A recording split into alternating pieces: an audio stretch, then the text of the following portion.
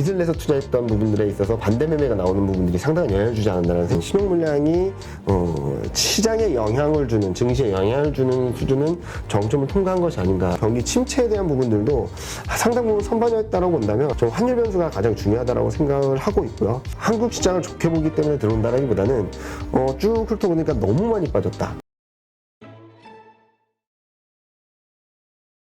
네, 오늘 모신 분은 대신증권 투자전략팀의 이경민 팀장님입니다. 안녕하세요. 네, 안녕하십니까. 네, 요즘 힘들죠? 저보다 더 많이 힘드실 것 같은데 저 같은 입장에서는 시장을 전망하고 예측을 하는 사람 입장에서는 최근과 같은 시장 흐름들이 더 가장 어려운 것 같아요. 왜냐면은 글로벌 증시와 정반대로 가는 코스피 그 안에서 어떤 매크로나 이슈로서 팩터로서 설명하기 어려운 부분들이 너무 많다 보니까 언더슈팅 지금 어느 정도 바텀라인에서도 굉장히 밀려난 상황이라서 극단적인 저평가 수준이다 정도로 말씀을 드리고 있고요. 뭐 그러면은 지금 사야 되느냐라는 부분들에 있어서는 조금 기다렸다 사든지 아니면은 제가 그동안 말씀드렸던 2,500에서 2,600에서 2,500에 사셨던 분들은 좀 기다리신다면 그래도 나올 수 있는 회복할 수 있는 기회가 있다라고 말씀드리고 있습니다. 네, 일단 우리 이제 지난번 방송에서도 이제 하단을 한 2,580까지는 네. 밀릴 것이다. 근데 좀 장이 빠지면서 그 정도 와서 네. 그래서 우리가 2,500선은 지지가 될 줄 알았단 네, 말이에요. 네, 근데 맞습니다. 이게 이번에 거의 250포인트, 그러니까 10%가 그냥 확 지수가 밀려버리면서 밀려버렸죠. 네. 공포심에 그냥 가득 찼었죠. 어제까지도. 네, 네. 사실 오늘 아침까지도 그랬죠. 네, 맞습니다. 일단 우리가 원인은 좀 알아야 될 것 네. 같아요. 왜 우리 이경민 팀장님이 2,580을 하단으로 예상하셨는데 250포인트나 더 빠져야 되는지, 그러니까 예상과 뭐가 달랐었는지. 일단은 글로벌 증시 전반적인 흐름들을 말씀을 드릴게요. 그림을 한번 보여드리면 제가 그동안 계속 갖고 드렸던 그림인데 매크로 리스크 인덱스라 그래서 리스크 지표를 가늠하는 흐름이거든요. 보시면은 2022년 3월, 5월 현재입니다. 고점은 낮아지고 있어요. 무슨 말이냐면 리스크 상황들이 더 나빠지진 않았다라는 거고, 빅스라고 해서 주식시장 변동성 지표 또한 3월, 5월 현재 고점 낮아지고 있습니다. 이 지표만 놓고 본다면 2022년 3월 저점으로 지수가 더 빠지기보다는 좀 바닥을 다지는 정도의 흐름이 나오지 않을까라는 예상을 할 수 있겠죠. 근데 대표님께서 말씀하셨던 것처럼 지금 문제는 심리입니다. 투자 심리가 2020년 3월, 그러니까 코로나19 팬데믹이 있었을 때를 훌쩍 넘어서 2008년 금융위기 때, 그리고 강세 전망은 2008년보다도 더 낮아져서 2005년 수준까지, 그리고 강세 전망과 약세 전망, 약세 전망이 얼마나 힘이 센가, 전망이 얼마나 강한가를 본다 하더라도 2008년 저점까지 내려와 있습니다. 자, 아직까지 경기 침체에 대한 실체가 명확하지 않은 상황에서 우려만으로도 심리는 이미 2008년 수준까지 갔다. 이 부분이 시장을 계속적으로 밀어냈던 공포 심리가 아니었나라는 생각을 하고 있습니다. 자, 그런 상황에서 뭐 다행스럽게도 글로벌 증시는 그래도 이번 주 들어서 좀 반등을 하고 있거든요. 제가 그래도 더 빠지진 않을 거다라고 생각했던 이유는 6월 FMC를 지나면서 시장은 통화 정책에 대한 부담을 좀 줄여가고 경기에 대한 부분들도 좀 안정을 찾을 거다라고 말씀을 드렸었는데, 미국은 조금 비슷한 것 같긴 해요. 일단 6월 FMC를 지나면서 점도표가 많이 올라가긴 했지만 시장이 걱정했던 것보다는 좀 덜했습니다. 상단이 3.75에서 4%, 그리고 내년은 금리 인상을 더 하는데 더 하는 정도가 조금 덜하고요. 특히 요 부분이 좀 주목됩니다. 금리 인하 가능성까지 열어놓은 위원도 한 명 있었고요. 그리고 2024년에는 23년보다 금리 인하하겠다는 컨센이 확실하게 형성되었고 하단은 2% 초반이었어요. 이 의미는 뭐냐면은 금리는 올해 많이 올리긴 하는데 시장에서 걱정했던 정도의 4% 이상은 아니다. 그리고 내년은 한두 번 정도 더 올릴 수 있겠지만 24년 경기가 좀 불안하면은 인하할 수 있다라는 시그널을 던져줬고, 그 결과 여기 보시는 것처럼 금리 인사 6월 FMC 직전만 하더라도 52.9%에 달했던 4% 이상 금리 인상을 할 거라는 확률이 13%로 떨어져 있고요. 그리고 WTI 국제유가와 국채금리도 지금 꺾인 상황이라서 전반적인 투자 환경들이 더 나빠지진 않고 있다.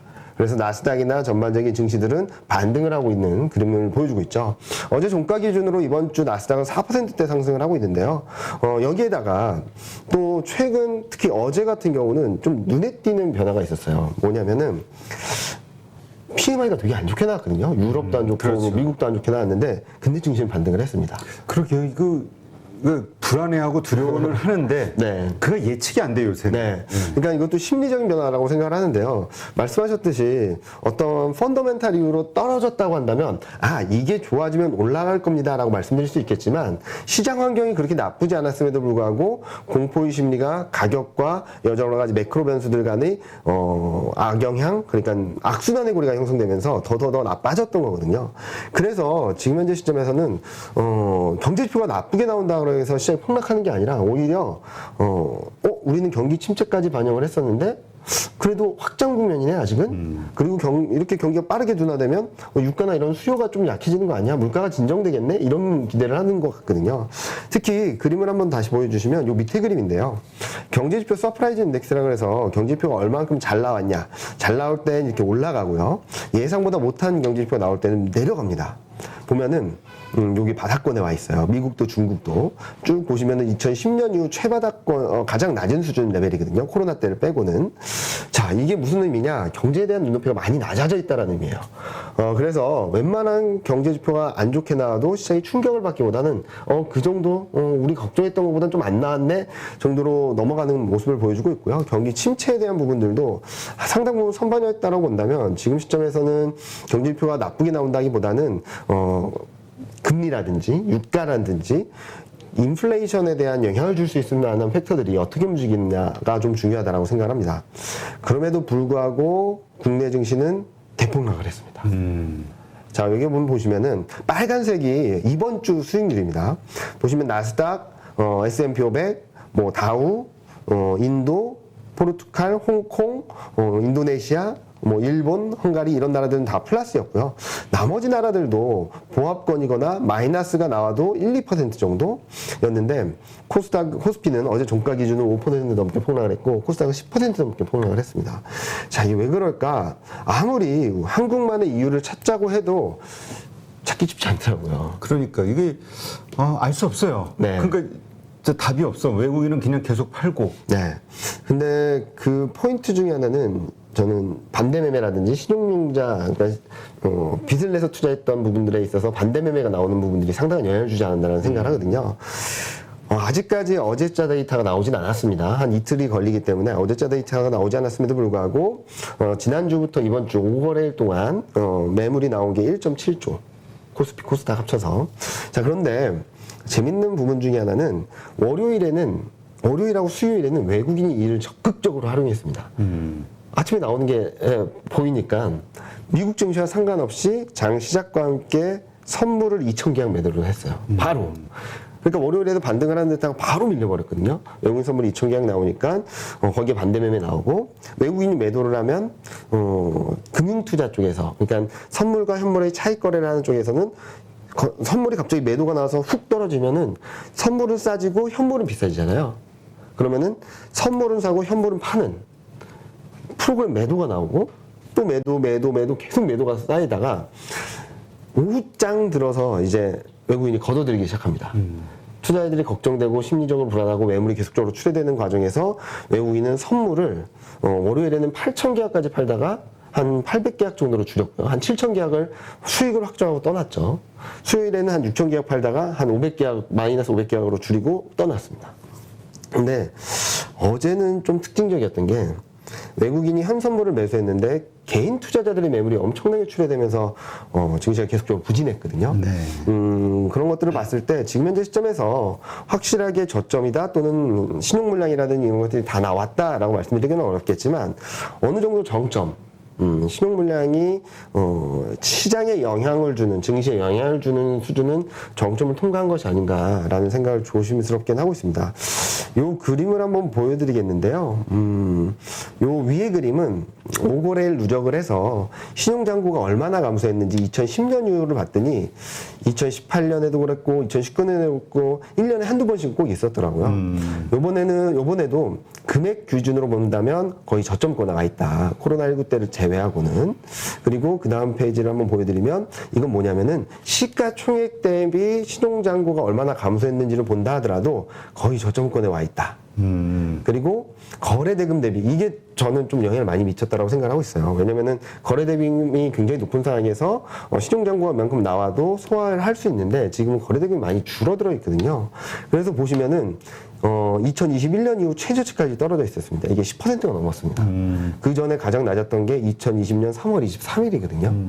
그 정도로 지금은 신용 물량들이 시장에 엄청난 압박을 줬고, 그래서 미국 증시가 반등을 하고 중국 증시가 반등을 함에도 불구하고 한국 증시만 차별적으로 국내 수급 변수로 인해서, 그리고 이 수급적인 악화 현상들을 외국인 파생 매매하는 투자자들이 굉장히 악용을 하면서 시장 레벨을 당초 2,400, 2,450 정도에서 지지력을 보일 것으로 기대를 했는데 아무리 안 좋아도 그를 뭐 무색하게 2,300 초반까지 밀어대는 그림으로 나타났다라고 보고 있습니다.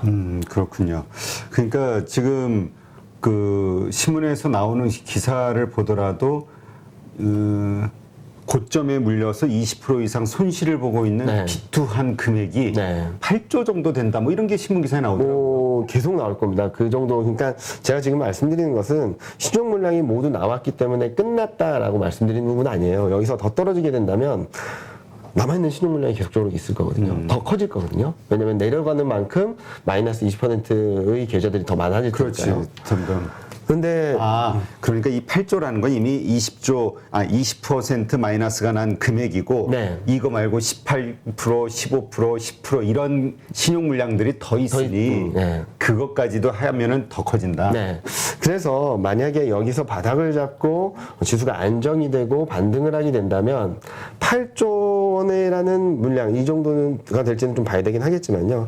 이 정도의 폭탄은 좀 남아있지만 그래도 한 발 한 발 앞으로 나갈 수 있는 계기가 만들어질 수 있겠지만 여기서 더 밀려나게 된다면 좀 매물이 더 출회될 수밖에 없다. 다만 아까 말씀드렸던 것처럼 거래대금이나 시가총액 비중을 본다면 하더라도 지금 단기적인 충격은 어느 정도 정점을 지나가는 것이 아닌가라는 생각을 하고 있습니다.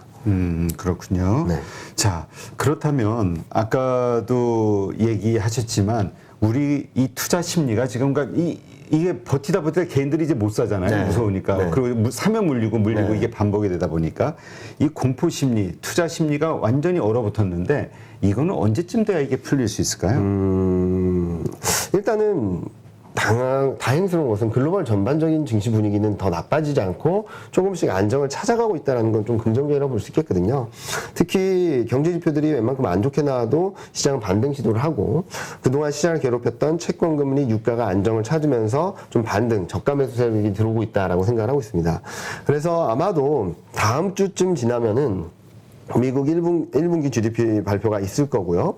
그리고 그 PMI, ISM 제조업 지수가 다음 주말에 발표되거든요.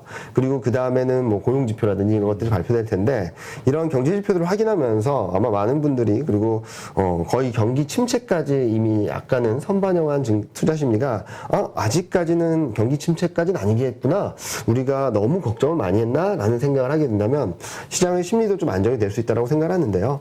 한편으로는 국내 증시가 좀 잡히기 위해서는 외국인 수급이 좀 뒷받침돼야 될 것 같습니다. 그래서 오늘도 장중에 계속적으로 1,300원 돌파 시도를 하고 있는데 달러 인덱스가 좀 더 내려가고 원달러율이 1,300원은 이제 고점이다라는 인식이 생기게 된다면 그때부터는 외국인 수급이 조금은 뒷받침되면서 시장을 좀 안정화 시켜주지 않을까라는 생각을 하고 있습니다.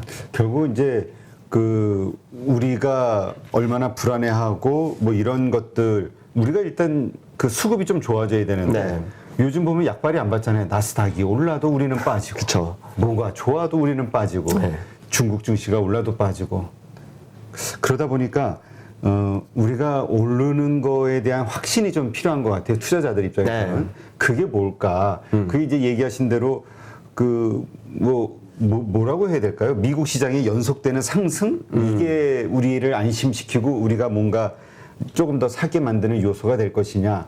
아니면 좀 뭐가 될까요? 좀 쉽게 풀면은. 저 환율이라고 생각합니다. 환율 그냥 네. 다. 네. 왜냐면은 지금, 앞서도 말씀드렸지만 반대 매매가 나오는 것을 알고 있는 외국인 파생거래 투자자들이 굉장히 악용을 했거든요. 월요일, 수요일 급락은 대부분 그런 영향이었고요.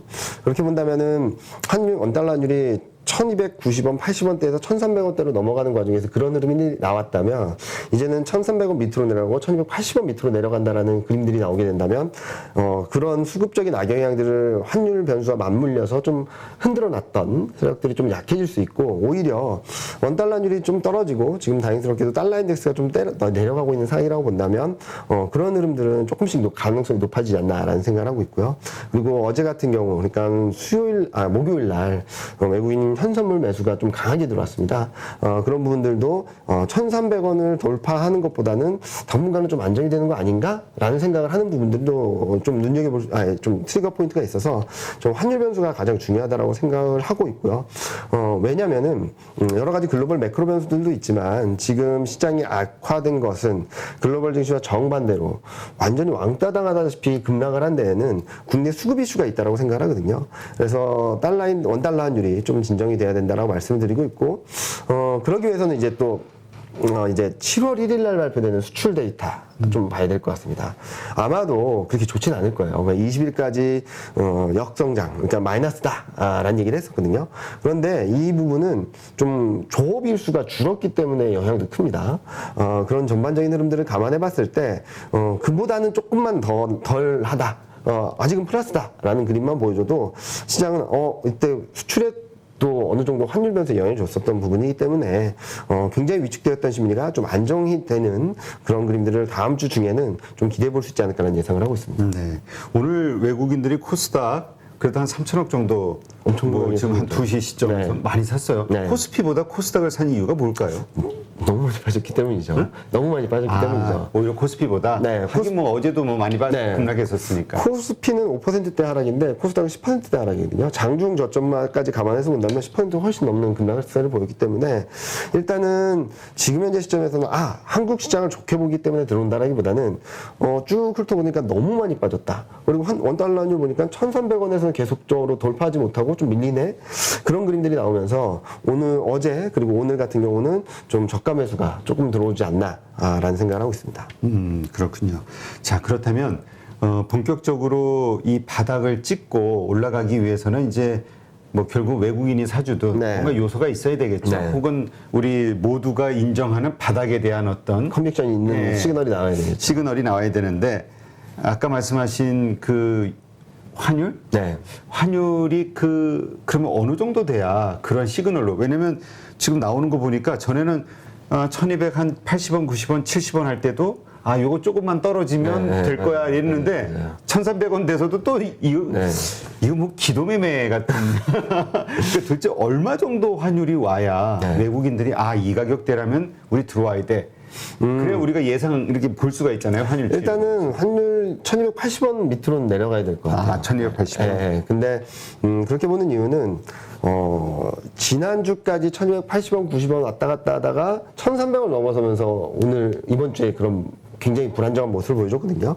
그래서 그 트리거 포인트라고 할 수 있는 1280원 밑으로 내려간다면 외국인 수급은 좀 들어오지 않을까라는 생각을 하고 있고요. 그리고 지금 현재 시점에서는 솔직히 말씀드리면은 어떤 이유를 대더라도 지금 일주일 내내 아무것도 작동이 되질 않았거든요. 그래서 저도 오늘 며칠 동안 외부 활동을 많이 하면서도 새벽에 출근해가지고 데이터를 계속 보는데 데이터로 이 정도까지 떨어질 수밖에 없었습니다라고 말씀드릴 수 있는 게 아까 가져왔던 신용잔고, 시총 물량 그 정도밖에 그 정도라고 볼 수 있겠고요. 그래서 저는 다행히도 목요일, 금요일 외국인 수급이 조금 더 개선되었다는 점들은 그래도 2,300포인트 이탈 가능성은 좀 낮다라고 볼 수 있는 하나의 시그널. 그러니까 패닉 셀링 이후에 패닉 바잉 같은 그 정도까지일지는 봐야 되겠지만 그럴 가능성이 높은 수급 변화들이 좀 나오고 있다라고 보고 있습니다. 네. 그렇다면 우리 이 신용 그것 때문에 이렇게 이번 주 한 주간 내내 어려웠다면 그럼 이걸로 다 끝인가? 혹은 아직도 다음 주에 혹은 그 다음 주에 이런 일이 반복될 수 있을 것인가에 대한 고민이 있잖아요. 네. 지금 아직은 모르죠. 어제 데이터, 오늘 데이터는 모르죠. 얼마 정도 신용도 해소가 됐는지. 그러나 어쨌든 그제 이틀 전 데이터로는 한 19조 초반 후반대였죠. 네, 19.8조, 네. 19.9조. 어느 정도 수준이 돼야 우리가 좀 이러한 공포로부터 벗어날 수 있는 건가요, 신용이? 일단 솔직히 말씀드리면 금액 기준으로 보기보다는 시가총액 대비 비중을 봐야 되는데 아직 많이 떨어지진 않았어요. 그러니까 의외로 네. 예전하고 다르게 이번에는 그 개인 투자자들이 끝까지 버틴다. 어떻게든 돈을 메꾸면서 버틴다. 네. 이게 더 시장에 안 좋은 시그널 아니냐라고 보는 분들도 있거든요. 근데 거꾸로 말씀드리면, 한편으로 말씀드리면 시장이 오르면서도 정리가 될 수 있어요.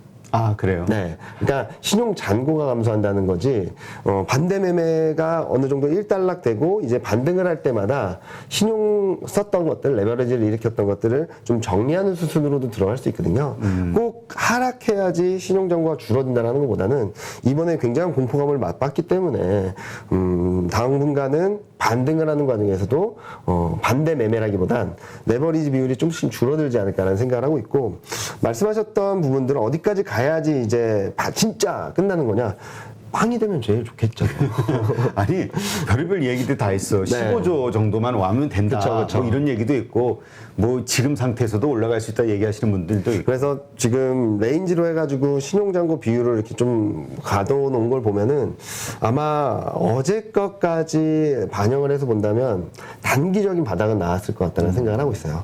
다만 이 큰 흐름에 있어서 어느 정도 레벨로 가야 되는지에 대한 부분들은 좀 고민이 필요하다고 생각을 하고 있어서, 신용잔고가 솔직히 말씀드리면 상승할 땐 전혀 문제가 되지 않습니다. 왜? 돈을 더 벌 수 있으니까. 그렇죠. 그런데 하락할 때마다 문제가 되는 것은 반대 매매라든지 손실이 2배 이상 벌어진다는 부분들, 최근 들어서는 통계적으로 전혀 집계되지 않는 CFD 계좌라든지 이런 것들이 여러 가지가 있기 때문에 좀 수급적인 변동성을 굉장히 증폭시키는 변수 중에 하나가 되었다라고 생각을 하고 있습니다. 누구나 1시간 안에 200개 종목에서 좋은 종목을 고를 수 있는 그런 능력을 배양할 수 있도록 제가 도와드리려고 그렇게 하고 있습니다.